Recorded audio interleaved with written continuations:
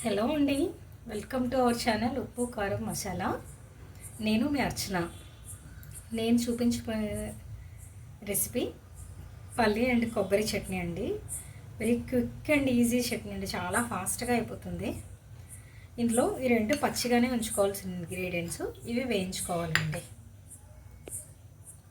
కావలసిన ఇంగ్రీడియంట్స్: శనగ పలుకులు, కారానికి తగ్గ పచ్చిమిర్చి, కట్ చేసిన పచ్చి కొబ్బరి, జీలకర్ర, పొట్టోల్చిన వెల్లుల్లి అండి. ఇవి మనం చట్నీకి పచ్చిగానే యూజ్ చేస్తాం. ఓన్లీ పల్లీలు పచ్చిమిర్చి వేస్తే సరిపోతుంది.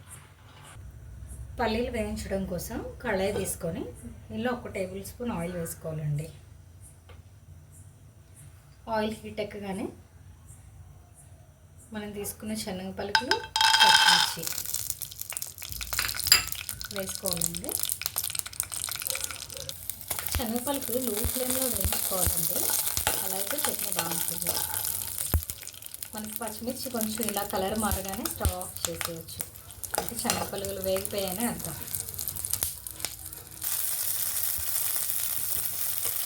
శనగపలుకులు పచ్చిమిర్చి వేగడానికి కరెక్ట్గా 2-3 నిమిషాలు టైం సరిపోతుందండి. ఇవి వేగిపోయినాయి. మిక్సీ జార్లోకి తీసుకుందాం. మిక్సీ జార్లోకి వేయించిన పల్లీలు వేసుకుందామండి. కొబ్బరి వేసుకుందాం, జీలకర్ర, వెల్లుల్లి. చట్నీ రెడీ అయిపోయిందండి. గ్రైండర్ చేసేటప్పుడే రుచికి తగ్గ సాల్ట్ వేసుకోండి. మీకు ఒక చిన్న టిప్ అండి, ఎర్లీ మార్నింగ్ టైం లేకపోతే పచ్చిమిర్చి కూడా రాగానే వేసుకోవచ్చు.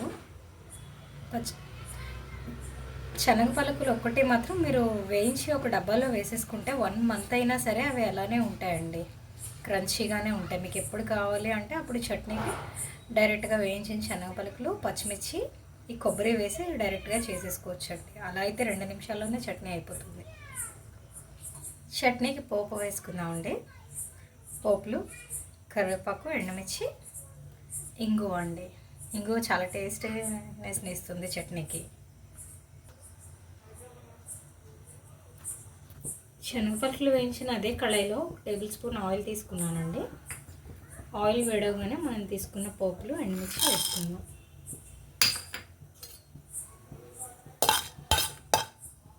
కరివేపాకు వేసుకొని వేసుకుందామండి. పోపు వేగిపోయిందండి. జస్ట్ ఇంగువ స్ప్రింకిల్ చేసుకుంటే సరిపోతుంది.